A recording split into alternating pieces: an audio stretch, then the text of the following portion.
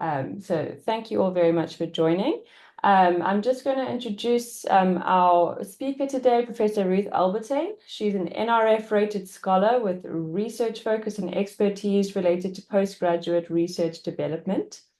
She's been involved in the higher education sector for 3 decades and is an extraordinary associate professor who's affiliated with Stellenbosch University. She teaches research methodology in various disciplines, and she's supervised and examined multiple master's and doctoral theses, and she's a mentor on the Stellenbosch University Early Career Academic Mentoring Program. She presents capacity development workshops for academics at various universities, and Ruth has won awards for teaching, research, and the Emerald Literary Award for outstanding review of an article in an international journal. She's published articles in her field and has co-edited 3 scholarly books. So she's a very experienced person, and I hope you all get something out of her talk today. Before we pass over to Ruth, I would like to invite Natalie Kowalik from the African Doctoral Academy to say a few words, as this session is being presented in collaboration with the ADA. Over to you, Natalie.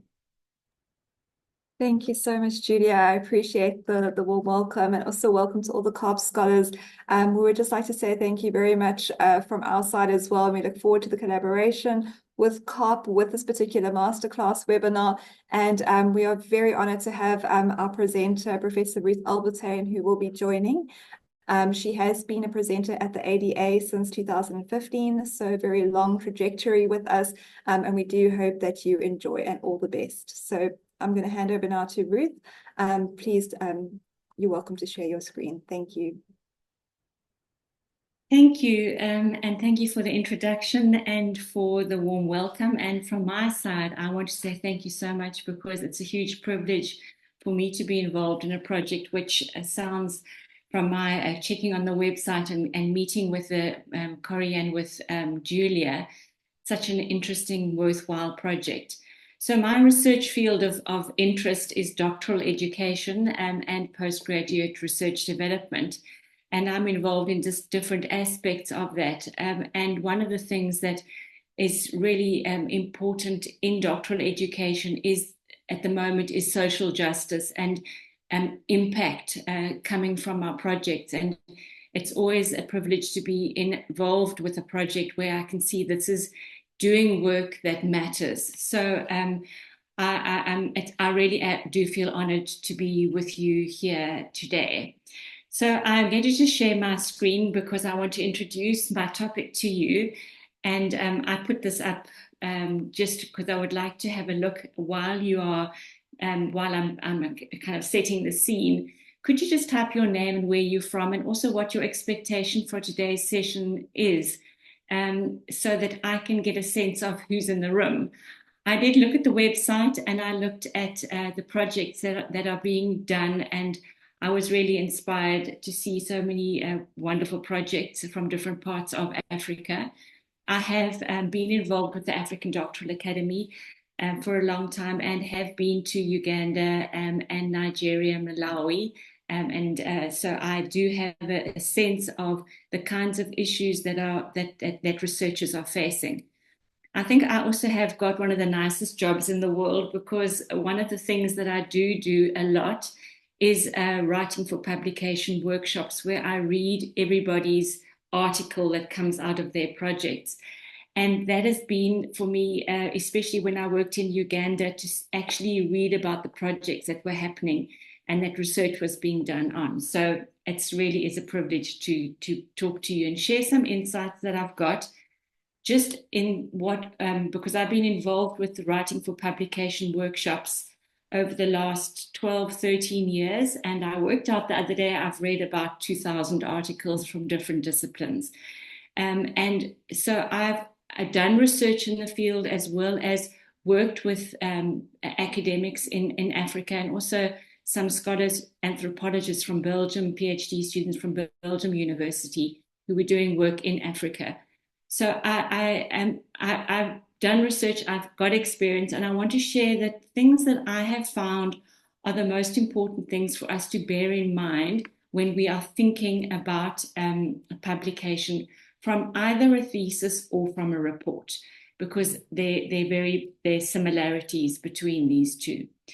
Okay, so before we start, I just want you to think a little bit about this whole thing of publication.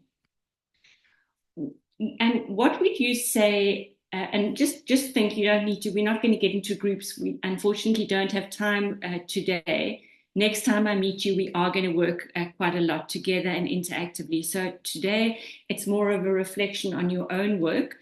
But I'd like you to think a little bit, why are you here? Why did you decide to come? Are you forced to come? What are the benefits of publishing in academic journals? Think about that. And I'm going to touch on them a little bit later. I also wanted to say, if you do have any questions, please type it in the chat. Or if anybody does want to just ask a question while I'm going, I'm really happy if you just raise your hand or chip in, unmute your mic and ask me a question. I would like it to be informal. So let's take it from that perspective. So I'm assuming that all of you know that there are benefits of publishing. I think just generally in the global environment, to be aware that publishing is our currency in academia. It's the way that you are going to get promotion, but also it's your way of leaving a legacy. And I think that's one thing I think we need to be aware of. There are ethical imperatives to actually publishing our research. This is not only for our eyes and for our promotion of ourselves when we get our qualification. This is about us making a difference, but often a thesis or a report has got a limited scope of readership.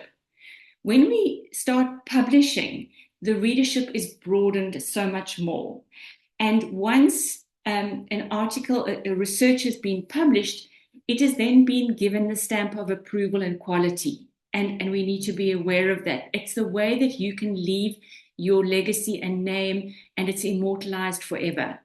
So what you have done, yes, you are making a difference in your context, but as soon as you publish, you've got the whole world that could be reading your work and taking note of it because it's been quality approved. And that's something that I think we need to be aware of. Okay, so let's have a look and see. All right, I'm just looking at one of the chats over here. Expectation, what does it take to publish? Expectation that you can write an article from a chapter of your thesis. Okay, so there we see somebody has typed over here, knowledge sharing. That's great.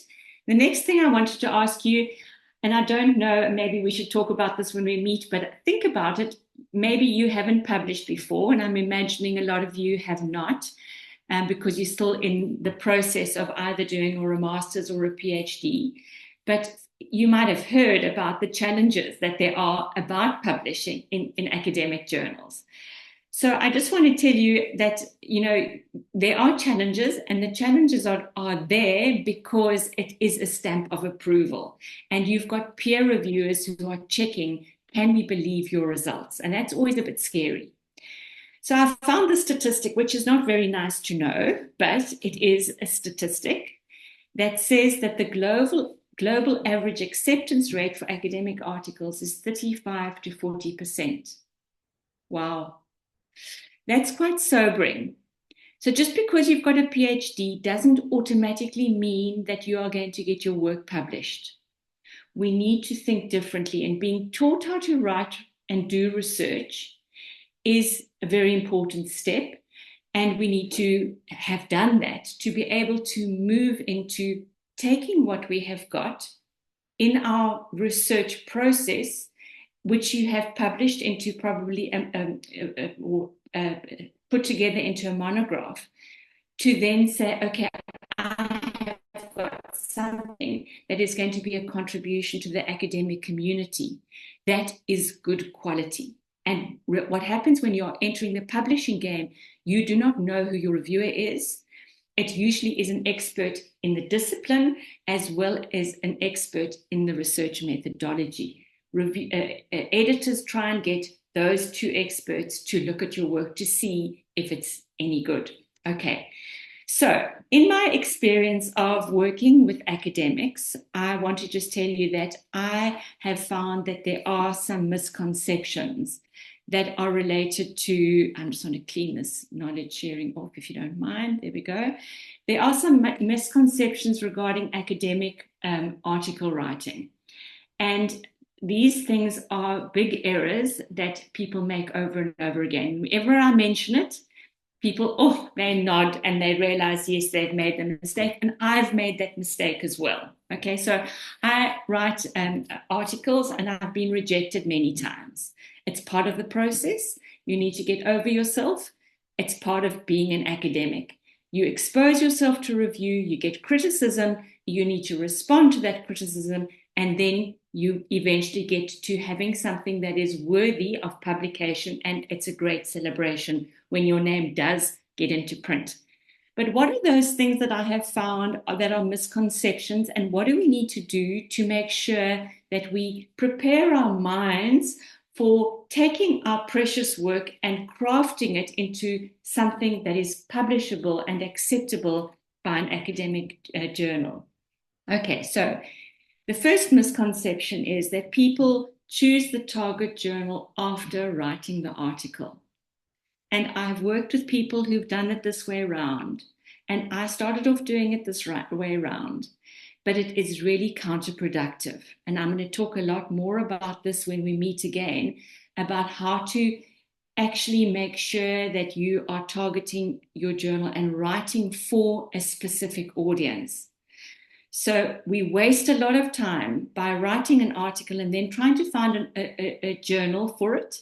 And often we need to reduce the words, we need to change the formatting, we've got to change the referencing style, we've got to change everything. So it's really important that we choose our target journal first. And I think after today's session, you will realize the importance of that. The second misconception is that an article is just a summary of my thesis or my report. Okay, so I'm just putting those two misconceptions out there. And now I'm going to move on to talk to you about what I have found through research that I did. It was this project we did 2 Swedish universities and 2 South African universities. And we wanted to find out, how does the PhD prepare academics for an academic career? And one question that I've just extracted to share with you is, we asked them, to what extent does the PhD prepare you for article writing? And here were 2 responses. Somebody in South Africa said, I don't think it prepares you for that. It's very difficult. I still speak to people who are still struggling to write something out of their PhD. Look at the one from Sweden. I felt like I was standing still. I did not get any articles published. And I just thought, why am I doing this? I'm just bad. I just feel stressed out. Why cannot only life be nice instead? She obviously wasn't a first language English speaker, but I know that feeling. You know, imposter syndrome is often really alive and well when we start moving into the article publishing domain. So what do we need to bear in mind when we are thinking about getting material out of our thesis, out of our report, to try and get it published? So the first thing, and I've got 10 tips for you. The first thing that we need to be aware of is we need to make sure that originality shows. Editors are not going to accept something that's old hat, something that's not novel. They are wanting to make sure that they are giving the academic community something that is interesting, novel, relevant, and useful to people. Okay, so what I want to just to show you is to orient you to as to what is the world that we are entering when we're writing for publication. Here are you today, all excited about getting your name into a journal somewhere to leave your legacy. But you need to understand what is the name of the game that we're in. And we need to be aware that the publishing houses are the gatekeepers of science. They are ensuring the integrity of science, but they also are big business. So the publishing houses are Emerald, Taylor and Francis, Wiley, and they have got an administrative role to ensure that we don't get fake news, that we can believe what's coming out of it. So there's a whole procedure that needs to happen. The publishing houses show their quality by working out what the impact factor of their journal is. So the impact factor is just a way that they work out the number of times that an article is cited in their journal in a year. And every year that gets updated. So it's not something that's static. And if they accept low quality articles, people are not going to be reading them as much and finding them as useful. So the publishing houses have got a very high standard because they want to keep their impact factor high. And so they've got rules that they have in place, guidelines to ensure the integrity of science. And the one thing that they do is that they need to make sure that we don't just get anybody's rubbish accepted, but they select the best quality. And remember, there are millions of us who are desperate to get our names into journals. So there's a lot of competition, and your work has to jump out and stand out as being excellent. So the publishing houses then appoint somebody who's an editor, and that person is usually an expert in the discipline. And they are usually somebody who's experienced, they've got a name for themselves in academia. And the publishing house has rules that they provide for the editors, things like that the editor needs to show the publishing house what their rejection rate is, because that shows that they are applying standards of quality. The publishing house also, for example, tells the editor that there's going to be an issue, and in that issue, there are 10 articles that need to be published, and all of them need to be 5,000 words each. The editor then needs to ensure that that and all the other rules which are published on the website are complied with. So we can't just say, oh, my work's so important and it's 8,000 words and I can't cut it, so I'm just going to send it off. The editor will send it back, will desk reject it if it's over the word count.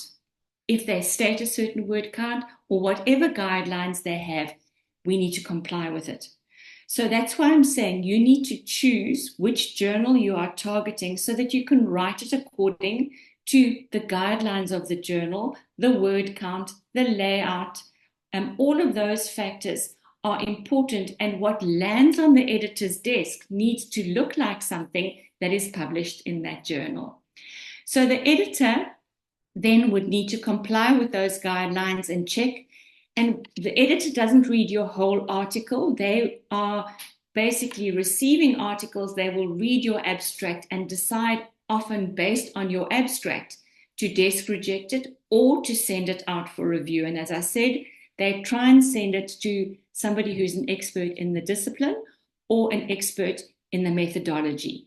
But I've drawn these little reviewer circles in different colors because not all of the editors can get hold of the best reviewers, because often the best reviewers are busy people and they are inundated with review requests and they can't take them all. And you might just get somebody who's not an expert in your methodology or not an expert in the discipline, and maybe just a new academic who wants to get reviewing onto their CV. So we need to be aware that the layer of review is not an exact science. And sometimes people tell us to do stupid things when we are asked to revise our article. And we need to respond like a scholar who's discerning and not just try and fix and do whatever they say. We need to have a scholarly response to whatever we're going to do. So the editors, what I want to show you here is that they are looking for something that's going to be novel, because the publishing house is wanting quality. And people are drawn to things that are novel. So you have to package what you have got from your research report into something that is going to be exciting to the discipline. You need to know who you're writing for, to know what they're going to find interesting. That's why I say choose your journal first and then craft your article out of that. So when in our research, we found we did a survey amongst editors, and this was one of the comments that the editor said. Articles are often the type that can be termed much ado about nothing, a study which demonstrates nothing new, nothing important, but goes into great details instead of having been refocused to produce something of worth at all. And so often people want to just cut and paste out of their thesis. We can't cut and paste out of our thesis. We can't have all the tables. We need to often reduce, choose, select, and we need to be aware that our originality, we've got to sell our originality. My second tip, which sounds a little bit odd, is that you need to work backwards. I remember the first time I heard somebody saying this, I thought they were mad, and I thought, do I write from my reference list backwards? No, it's not that. It's more conceptually backwards. We need to know what our contribution is when we start writing our article. So what I wanted to show you is that there are different drivers for a thesis and for an article.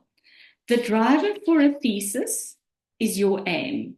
And different disciplines call it different words, so I'm not going to actually, it could be a research aim, question, goal, purpose, whatever word it is, but you decide what the knowledge gap is, which focuses your attention to formulate a research aim, and that drives you what literature you're going to do, what method, your results, your discussion, and your conclusion.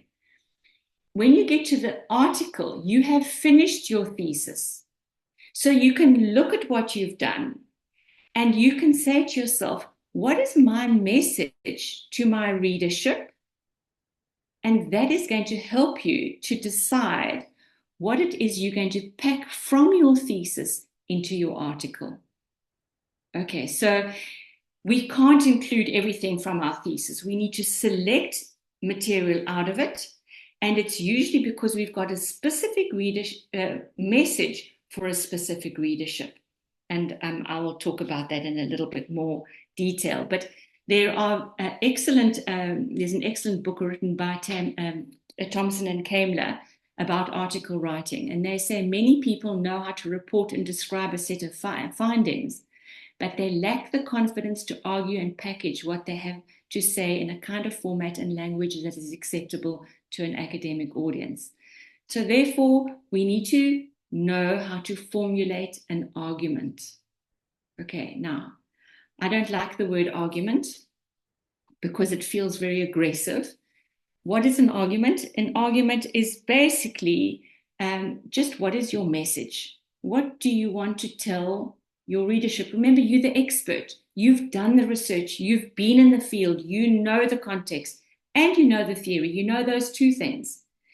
So what is it that you want to tell your readership that comes out of your hard work that you have done? What's the message that you're wanting to give to your readership? Okay, so that brings me to my third tip, that your argument is absolutely pivotal, or your message to the reader, for two reasons. It guides you, so you know what must you package from your thesis into your article. And also it helps the reader know what's in it for them. Because remember, people are busy. They are not your examiner. They are busy academics. They're busy researchers. They're busy practitioners. So you need to tell them in a nutshell, what's in it for them to read this article. So an argument, I don't like the word argument, but it's basically you just saying, this is what I have to say. This is my message to you. It's the point that you're trying to make in your article. Often, I remember when I was doing my research, my supervisor always just say, what's the golden thread? Where's your voice? And it's not I. It's just you saying, this is what I have to say. It's your storyline, your narrative. Those are all words that are synonyms for your argument, the point that you're trying to make. And it helps you. It's a guide for you as you are structuring your document. And it also helps the reader to know, where are we? That golden thread that runs through is helping the reader know, okay, let me keep engaged in what this person's saying and not give up and start reading another article. Okay, so an argument is almost like, I like to think of it as if you're going on a journey. If you're going on a journey and you need to pack for that, what do you put into your car for your trip? So if I'm going to Botswana and I'm going to go to the swamps in Botswana, I will pack very differently to if I was going to New York. So if we think, what is our destination? Where are we going? What from my thesis do I need to pack into my article? Remember, my thesis might be 200 pages. My article might be 12 pages. I need to select out of that. So it's useful for us as an author because it helps us to know what our end point is so we can plan effectively. And it helps us to determine what the contents of our article is. It provides a map to us to keep us on track, especially around word count. It's useful for the reader because we have an idea of where we're going as the reader. Otherwise, we just read and what's this person on about? And that's what the editor said. We need to focus the attention of the reader. The message must also indicate that novelty, that originality that the editor is looking for and that people are looking for as well. And we also need to make that our argument or our message is stated somewhere so that people will say, oh, I need to read this. Often we put it into the abstract. Our abstract is a selling point, showing our originality and making people feel, yes, I want to read this article. Okay, so when we are building an argument or we're trying to make sure that our point gets across, it's almost making a claim. And when we are building an argument, there are two things we need to bear in mind, and that is that we need to have facts or evidence, but we also need to have relevance for the argument. And I find this useful to think about these criteria. If you think of your thesis as being 200 pages, and we need to select evidence out of our thesis to put into the article so that we can have that argument being credible and people at the end feeling satisfied, I've got your point. So facts, it could be literature, it could be your stats, and relevance to your argument. You can't cut and paste, so only the things that are relevant need to be included.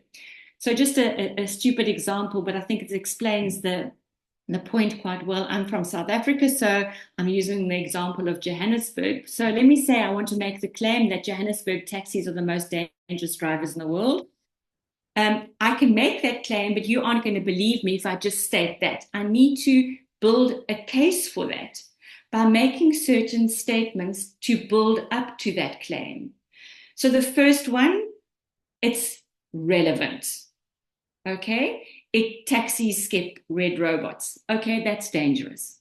Second point, taxis change lanes haphazardly. Yes, that's also relevant. Taxis hoot unnecessarily. I might say, no, well, it's irritating, but it doesn't make them dangerous. So the third one is a weak point in my argument.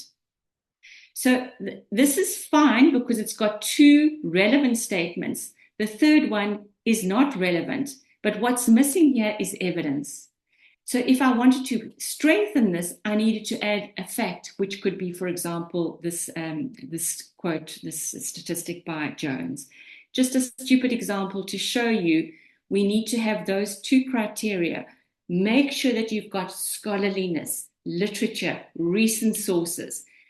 That's at the front part of your article when you are making your case for your article.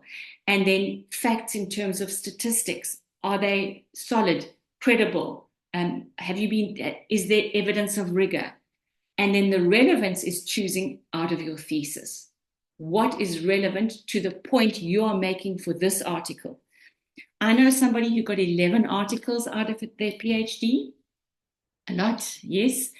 And that's not salami slicing. It's different audiences who might be interested in the topic.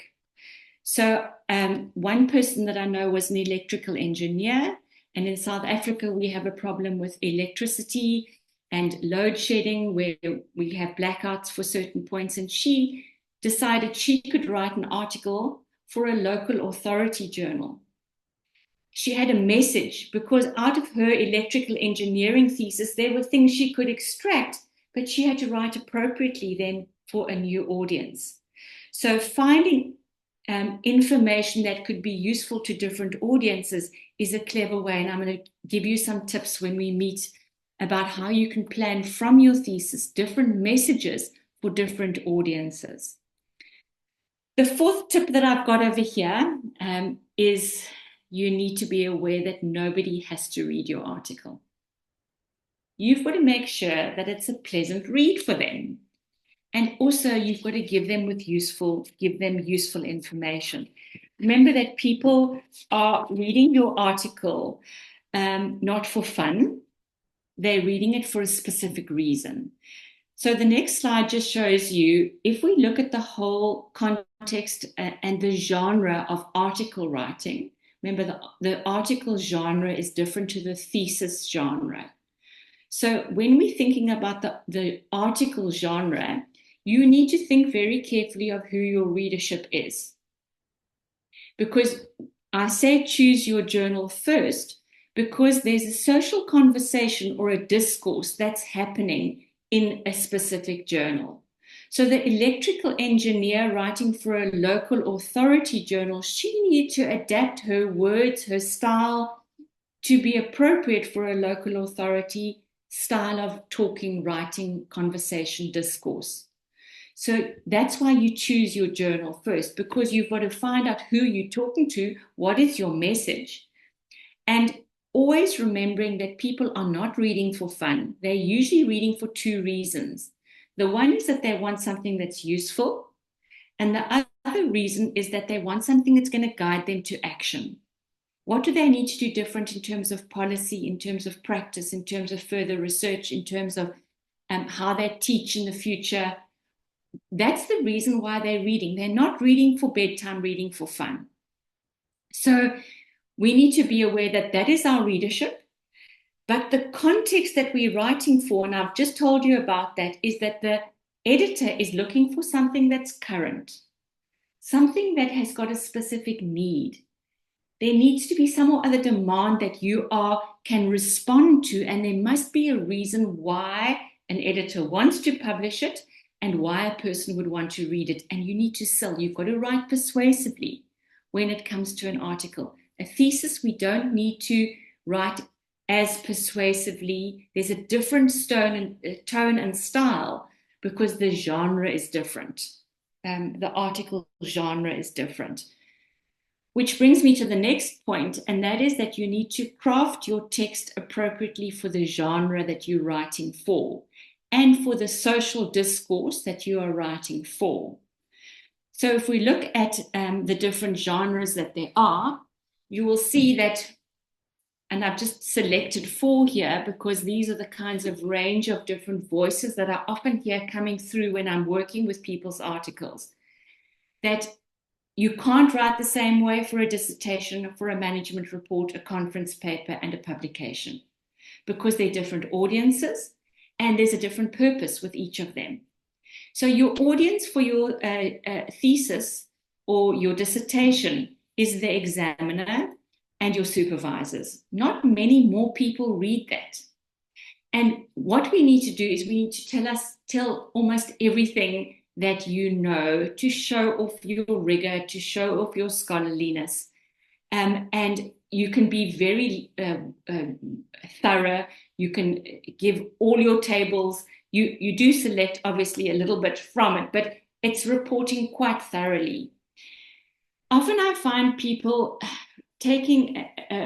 writing almost a management report because they are situated maybe in Uganda and they work for the government or they work for a university, and they end up writing that's in a way that is going to, yes, help Uganda. But when you're writing an article, you have to extricate yourself out of Uganda. That is your laboratory that you've done your study, but you've got to think, what about somebody who's sitting in Mexico, who's facing similar issues. It's not the same context, but you as the expert who has been in your context with similar issues has learned something that can be applicable to a broader context. So often that error I find is that people are writing for the place where they did their study, which is like a management report. It's fine for a report, but when you're writing article writing, you have to think of anybody in the world could be reading it and what's going to be useful for them and what action. It's a little bit more removed from your context, standing back and saying, what's going to be useful to somebody who's not in my context? When we're writing a conference paper, it's usually quite informal. We usually have catchy titles and we want to get people to come to sit and listen to us and not go to other papers. And it's usually to stimulate debate. And also I find it helps me to see what things are interesting to the people in my discipline. So it's quite a participatory. We're moving away from just written to the presenting, and it gives us a nice kind of a debate area, which then can move us into either a book or an article for publication, which is peer-reviewed. Okay, I'm talking specifically about a peer-reviewed book, not just any old book. So here we must remember that we actually want people to be moved by what we have written. We want people to be disturbed by what we've said. We want them to say, oh, I haven't thought of things like that. You're taking a position within your conversation and you must anticipate a response. If it's just ordinary and safe, people aren't going to be interested in. So we need to really stand up tall and say, this is what I have to say. I am the expert. Although I know we sometimes don't feel like it while we're in research in training. But you need to get to a point where you say, I know the theory. I know I've been through a rigorous process. I've been in the field and I've learned things that I'm going to put together and I'm going to give to you. It's your present to your discipline because you're wanting to contribute. You want to say, I've learned this and this is what you can go and do. This is something that's useful and that's going to guide you to action. So before you then start thinking about your articles, and we will look at this in more detail, but look at things like what kinds of articles do they accept? What is the word count? What are the technical requirements? And go and read back issues of the journal to see what is the kind of topics that are being covered so that you can show your novelty, maybe by citing some of the authors that are published in the journal as well. Okay, are there any questions so far? I'm moving on to the next one, which is number 6. So I'm halfway through. So let me see, has anybody got any comments or questions so far? Let's just take a little bit of a break. Any comments or questions?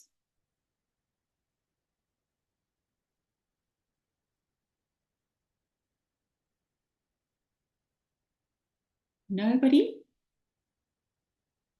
No hands up? Okay. You can, yeah, I see Julia, thank you. You've written over here. You can feel free to write me questions. And remember, we are going to be meeting again for a whole morning soon in Stellenbosch. So bear in mind the things that I'm saying, and we're going to be able to unpack.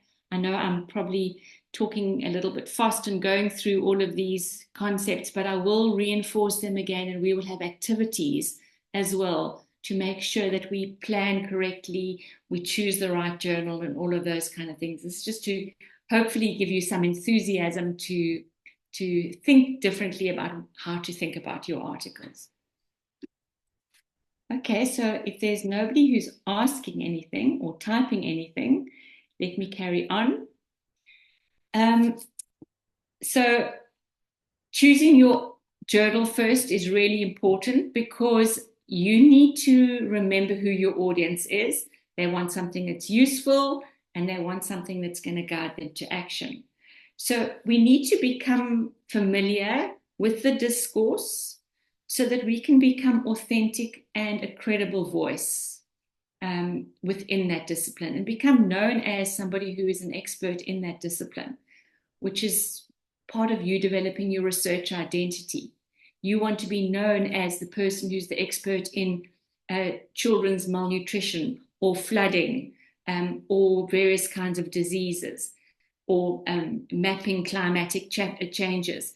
Those are the kinds of things you've got an identity, you're immersing yourself in the theory. Now you're wanting to share all this hard work so that you can become known as the expert, leaving your legacy in the end.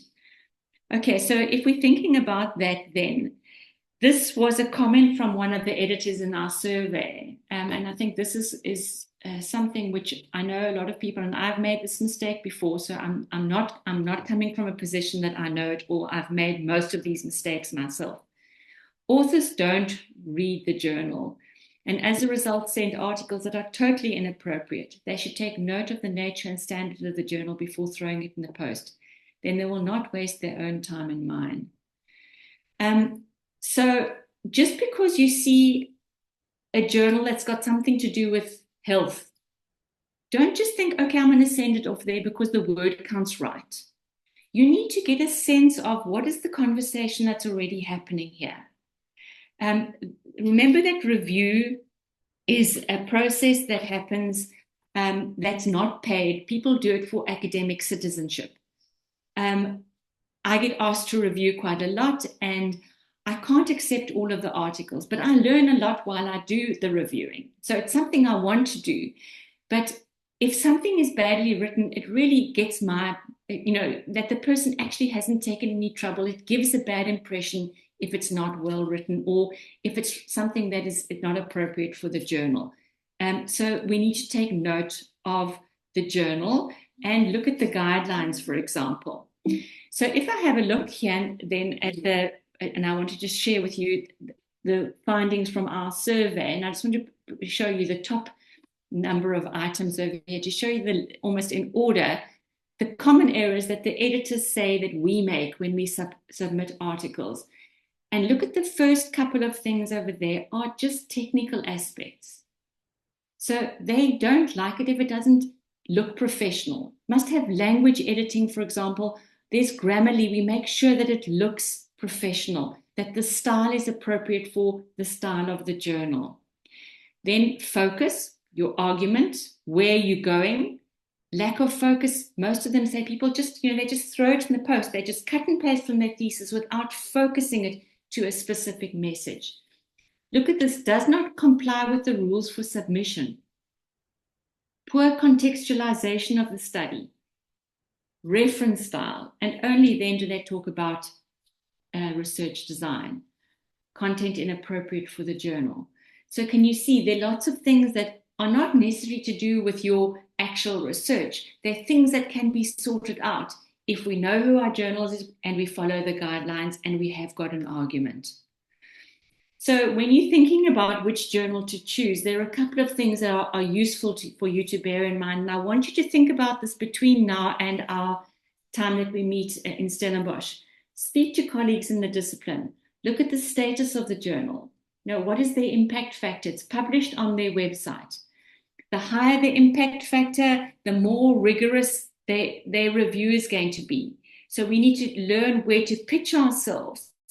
Maybe if you're a novice, don't go for Nature or the highest impact factor, but don't go for a very low impact factor or a predatory journal, for example, because those just accept any article and you have to pay and there's no review. So it doesn't mean anything to you.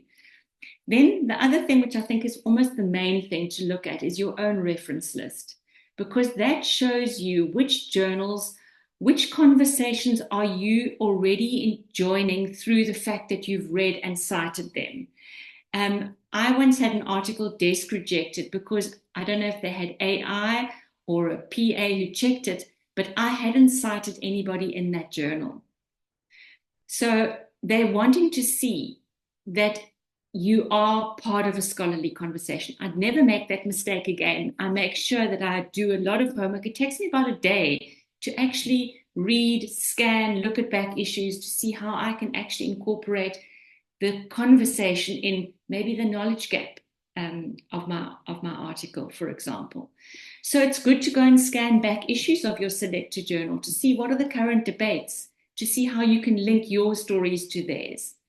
Read a couple of related journals, articles in the journal to see how you can link your argument to the current debate. Also go and have a look at the conventions. Do they say I, or do you have to say the researcher? What are the conventions? Are the headings and the subheadings exactly the same in all of the articles, or are they quite free in the style that they allow?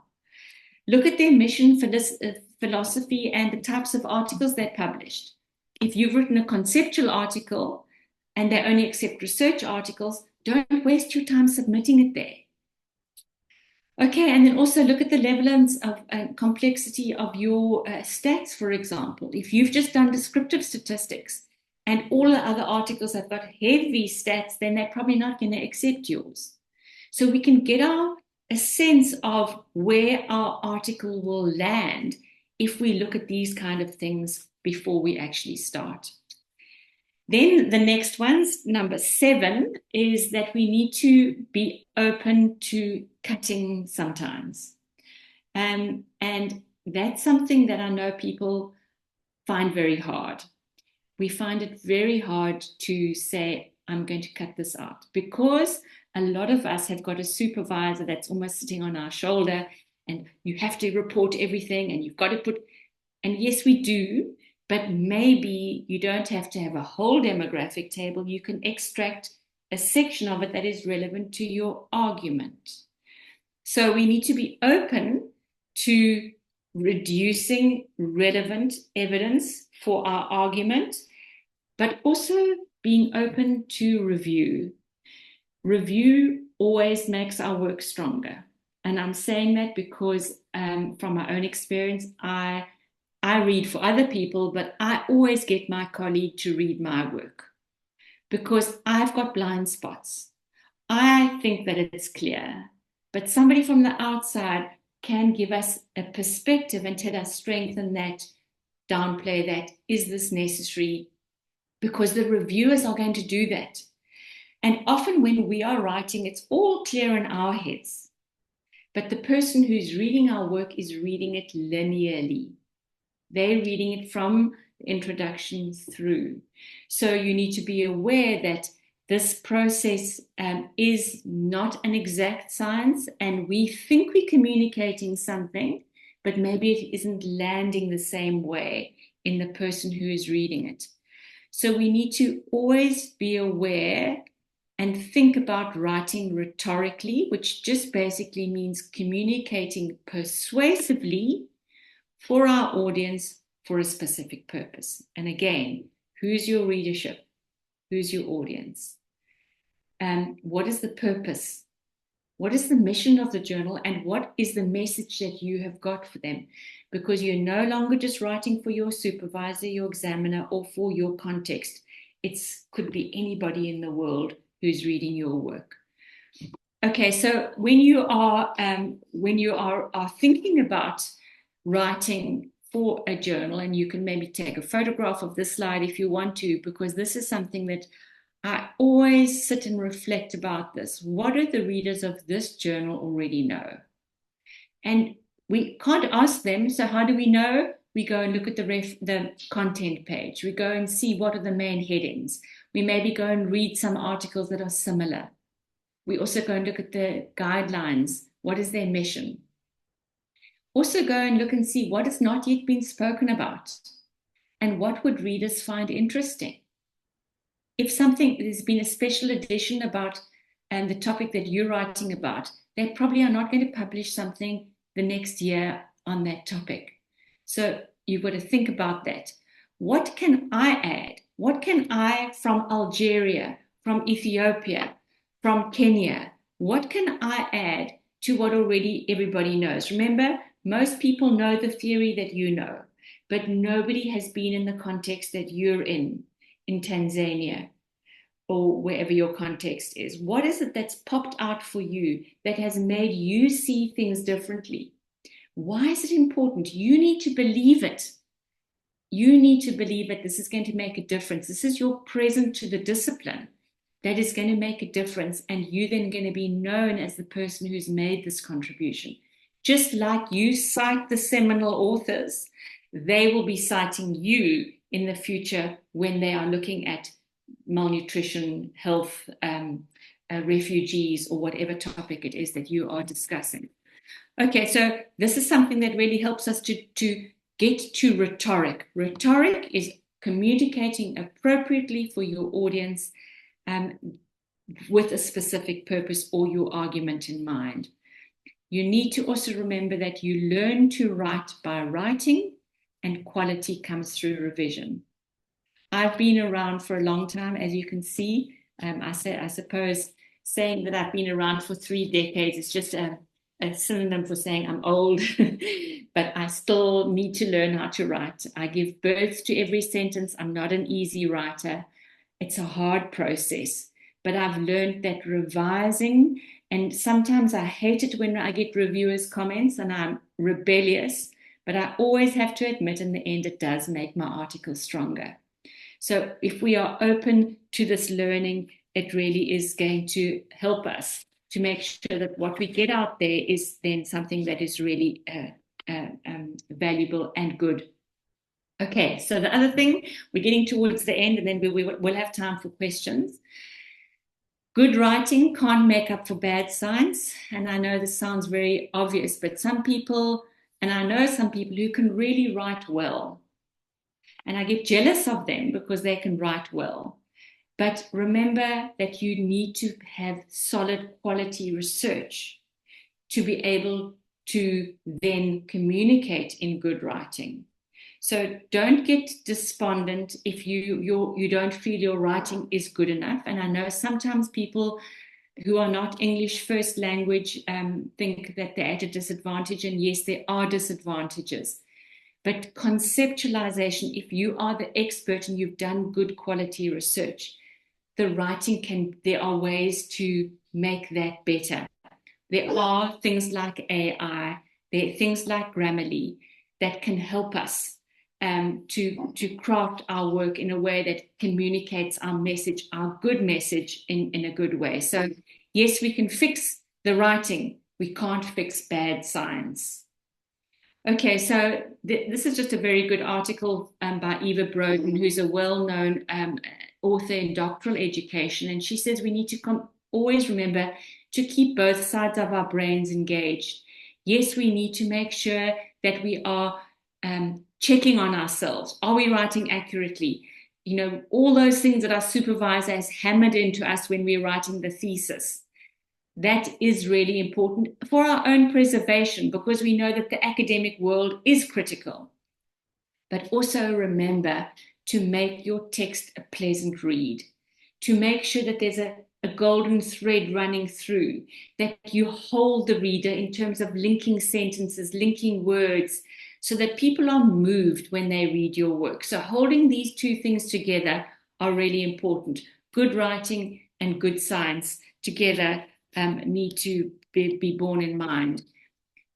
We always talk about scholarliness. What is scholarliness? It's basically just having good quality work, making sure we operate rigorously, ethically, systematically. We explain everything clearly. Often I find people, especially when I read their research methods section of their work, they forget to report the things that they've done that show that they've been rigorous, that they've done a pilot study, that they've done an audit trail or whatever it is. And making sure that you make sure you are doing the best quality work, that you pride yourself in the excellence that is going to be reflected when you are published, because that is showing that you've, right from your aim through to your conclusion of your dissertation, has been the best quality work. Okay, so there are 5 different rigors for research. Crystal clear from the beginning, making sure you're absolutely well read, that your arguments are connected across all your chapters or the different sections of the thesis. Rising above narrow accounts. In other words, don't get so focused on that I sent an email on the 21st, then I reminded the participants on, some people get really caught up in detail. That's fine for the thesis, but you need to say what has come out of my study that's going to be an original contribution. So this was rigors for a thesis, but all of these things also apply when we are writing. But we can't write an article if our research is not good. So these 5 rigors then are really important. Okay, I'm nearly there. Number 9, write with passion and conviction so that you can take up an authorial stance. And I think that this is something that is really important. Often we're very apologetic. It is because when we are researchers in training in a master's and a PhD, we often have imposter syndrome, where we feel, I'm sure everybody knows this. But remember, when you're writing an article, we need to show that we are convinced, that we are sure that we've done good quality research. And now I want to tell you something.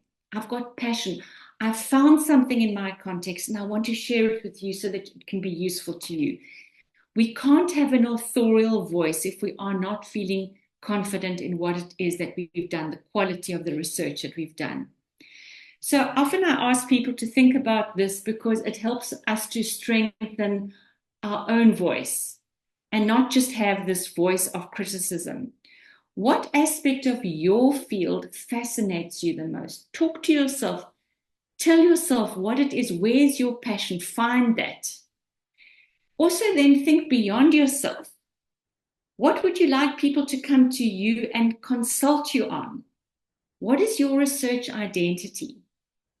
So that's just your more immediate environment.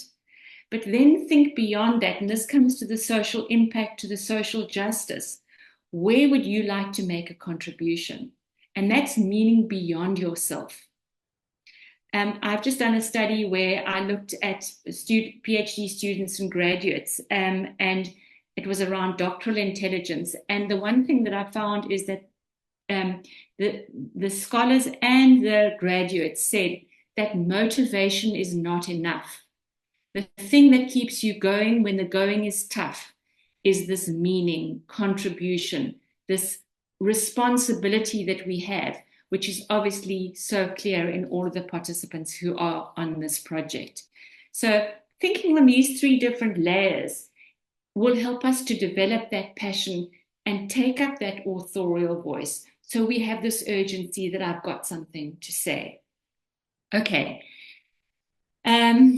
So if you remember the slide that I showed you right in the beginning, that I just feel stressed out, why cannot life only be nice instead? Remember that when we're thinking about publishing, it's not only just about putting our ideas down on paper. It is an expression. It's communication. It's letting see what we have done become known so that it can impact other people. It's us leaving a legacy, leaving our name out there. And it is also a way that everybody in the world of academia is judging us, unfortunately. But there is value that's attached to publication. Often our quality is linked to productivity. And this is where we get a recognition. So when you go to a conference one day, people will say, oh, you're the person who's looking at flooding, or you're the person who's looking at health indicators or refugees or whatever it is you're looking at.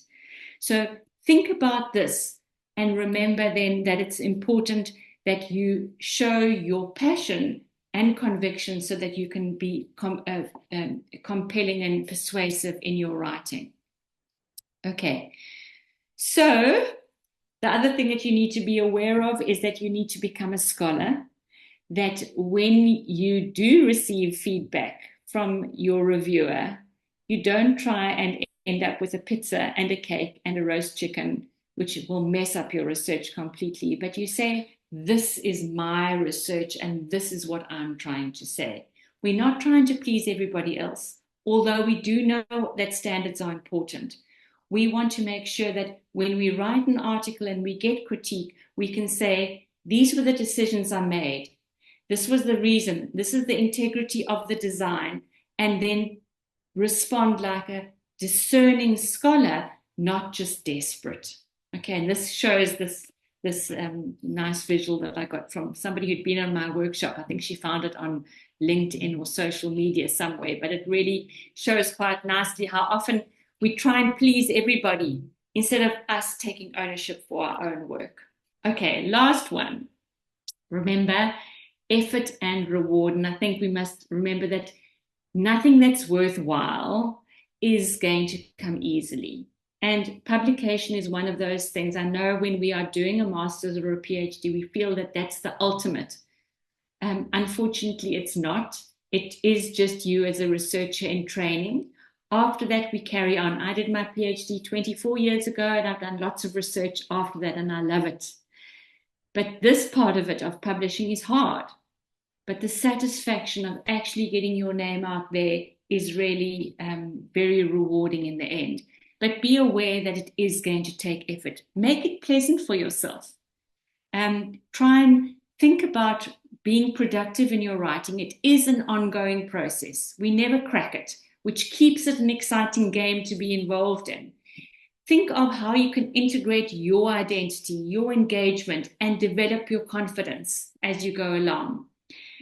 See writing as something that as you're writing, you're creating knowledge, and that the writing process is also teaching you something. And please don't have perfectionistic tendencies, because some people who say, oh, I can't write, I haven't got English as a first language, we tend to self-sabotage, we procrastinate, and in the end, we try so hard that we get exhausted and we give up. So we need to remember that this is something that it's a developmental process, and it's going to carry on for a long time. Yes, there's effort, but the rewards that you get in the end are sometimes really quite sublime. Which leads me to this, which is another person on my workshop sent to me, because I sometimes feel like that. When I see my name in print eventually, I want to look at it again and again and again, because I feel so good, because the effort has been so hard, but the reward is really good. And it's nice to be able to tell people when you are lecturing, give the article to them to read, because it helps to extend what you're saying, and it leaves a message beyond what you have said while you have been with the people. Okay, so my last thing that I would like to just leave with you, and we do have some time still for questions, I would like you to think about this before we meet next time. What is the message that you have got from your research, and who would be interested in this message? And think of a range of possible target journals for your article. There probably are various, and you're going to have to make a choice. When you've made a choice of 3 or 4 or 5, go and scan back issues of the potential journal. And if there are any that are similar to your topic, go and read them and get a sense of the style, the message, the conventions of the journal. From now onwards, go and see, can you find a message in articles? Good articles should have some or other kind of an argument stated somewhere in their abstract, which make you feel, oh, I would like to read this. So that's all from me for today. And I want to just ask if anybody would like to ask any questions first, and then maybe we could talk about the way forward and the next. Yeah. Julia, over to you. Yeah, thank you so much, Ruth. That was such a rich and interesting presentation. I do see we have a few questions in the chat. Sarah from Madagascar has a question about when she's writing a summary or essentially the abstract of an article. And Sarah, maybe you can confirm, but I think you mean when you are proposing your work to be published in a particular journal. But she faces an obstacle that the deadline for submitting this abstract doesn't allow her to finish processing the results and analyze everything that goes with it. So her question is, how can she write this summary or this abstract knowing that the result is not yet ready or hasn't yet been analyzed? Okay, thank you, Sarah. That is a good question, and you are right. You can't actually write a summary. You can only write a summary of what you have done. So I'm not sure. This would probably not be for an article. I'm imagining that you're talking about a conference paper, Because often when you write a conference paper, it is about work that is in progress and maybe you haven't yet done it. And you need to write an abstract to show that and you probably would then say that it's a work in progress, because conferences are about presenting work in progress. If you're wanting to write an article, there is no way that you can write an article that is not based on completed research. So I think we're talking about a different genre here. Correct me if I'm wrong. Okay, what I mean here is the abstract that I had sent before the article.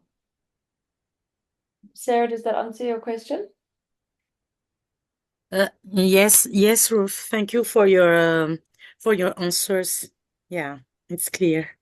Okay, Sarah, I'm imagining that you are trying to find out, because I know some people do that, not all journals accept that you can write an abstract and ask the editor if they would be interested in it.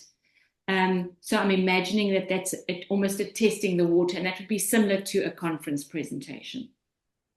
Yeah, this call was this context is a part of a call of abstract with deadline.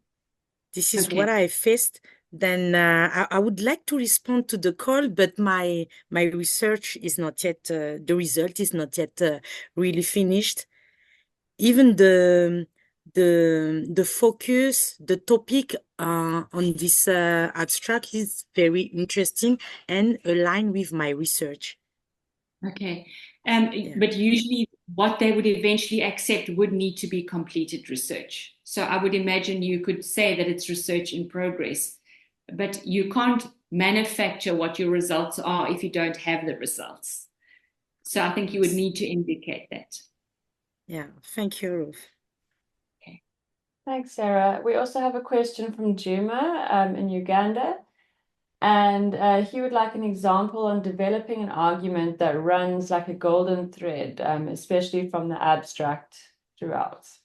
Okay, Juma, if this is something that is going to be the focus of our next workshop, I'm going to help you to workshop your argument for your article. So it's a difficult concept just to talk about. So I've given you theory here, but I'm going to help you to unpack an argument. And I think these questions over here, what is your message and who would be interested in your message? I have got an example that I'm going to be doing, and I'm not sure if we've got time to do that here. So I almost want to say I'm going to leave you in suspense and encourage you to come to the next workshop so that I can help you. All of you are going to be formulating your own argument for your, but that's why I'm giving you these action steps to plant the ideas so that we can round that off when we meet in Stellenbosch. Is that okay? Great. Yeah, it's okay. Thanks, Gemma. I think we'll be seeing you in Stellenbosch, right? Yeah. We'll be there. Okay, we also have Luther who asks, how do you see the landscape of academic publishing evolving in the next decade?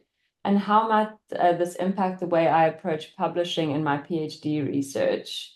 And building on that, how should early career researchers like myself adapt to these changes over the next decade? Sure. I wish I had a crystal ball to say that. I do think it's going to become more competitive, definitely. There are more issues of policing around AI. There's also a lot of competition that makes that people game the system. I've actually just written an article about gaming the system, where people want to have their names on articles, but they haven't actually done the work. And there's going to be a lot of talk, I would imagine, around ethical publishing practices. And there is a lot more attention being focused on that, because ethical publication practices are around holding two things: credit, which we all love, but accountability as well, which we are not so keen on. So we need to hold those two things together, that we need to, yes, we get the credit, but what is our research integrity? And I think it's our responsibility as researchers to make sure we keep the integrity of research. Otherwise, it's going to lose all its power. The fact that you are recognized when you have a PhD shows that the process has been rigorous, it's been scholarly, systematic, and you've got a certain credibility. If that becomes watered down, the PhD is going to mean nothing, and we don't want that to happen.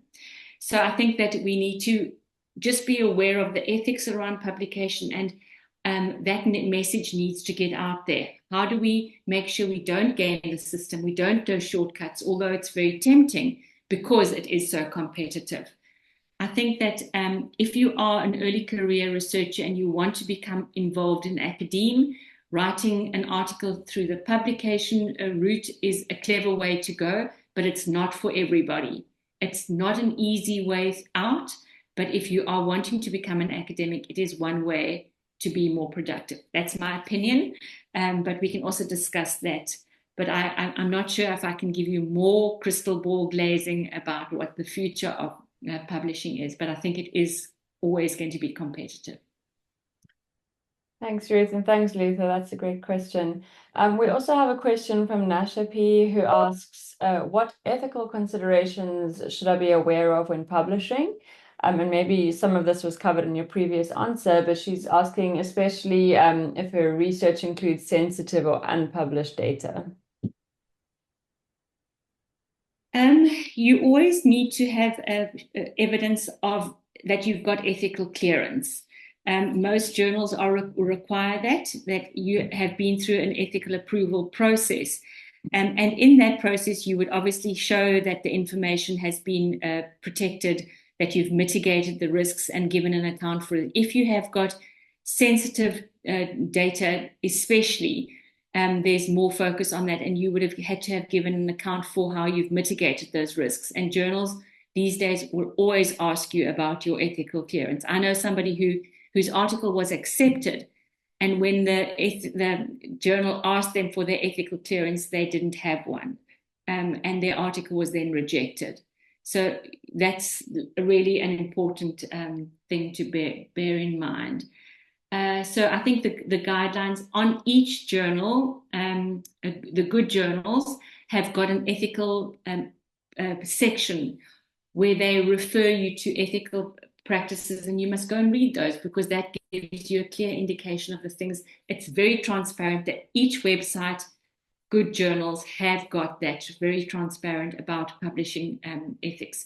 There are variation between journals. Some journals want you, for example, if you've used AI to declare it, you've got to declare everything. Some journals say you don't need to declare if you've used Grammarly, for example, or Mendeley, those tools. So you need to look and see what is your journal's requirements and make sure that you abide by those. Thanks, Ruth. And I think the world of AI is developing so quickly, and it's another whole conversation that, I think we should have at some point with everyone here. Are there any other questions? From my side, Ruth, I would just like to say thank you so much. And I took a few notes. I took a lot of notes actually during your presentation because it was so useful. But just a few things that stood out to me, something that we should all keep in mind is that rejection is part of this process. And, myself and Corey and others here, we've also been through it. We've done the PhD and we've been rejected many times. And so, all of you who are going through it now, like, don't be discouraged by that. And I think, Ruth, your message around that was really important and relevant to all of us. And related to this, you should be open to review. And, when you get feedback from either an external reviewer or someone else reading your work, take that in a constructive sense as a way to improve your work rather than feeling, rejected or disheartened and giving up, And Ruth mentioned a great first step to this review is actually just getting your colleagues to read your work. So ask your peers to take a look at what you've done and to give you some review before you, send it out to the journal. And your point, Ruth, about you learn to write by writing, this does come with practice and it's not an easy process. So actually just doing it and, even if you get rejected, 5 times, just try again. And each time you're revising your work, you can improve it. and quality does come from this revision. Your point also about how good writing can't make up for bad science is so important. You know, we do need to make sure that we're following ethical protocols like we spoke about, you know, where our results and everything are clear and that our science is good before we even get to the writing point. And then nothing that's worthwhile comes easily, and the reward is worth the effort. So I think that's a great point to end on. So Ruth, we really appreciate your time, and we really, really look forward to meeting you in person in Stellenbosch very soon. So thank you so much. Thank you so much. And thank you for the invitation, and I wish you all the best. And as I say, I really look forward to being with you all in Stellenbosch.